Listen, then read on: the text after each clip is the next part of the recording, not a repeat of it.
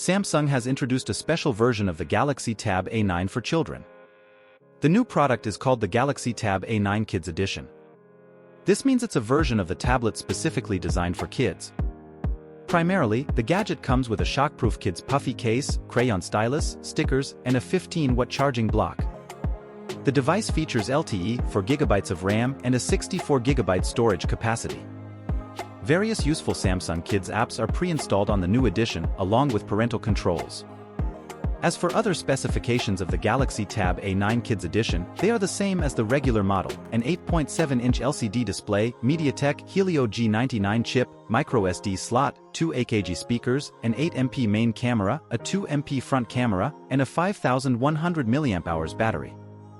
The Galaxy Tab A9 Kids Edition has already started selling in Malaysia for $168. Whether the new product will be available in other regions is currently unknown.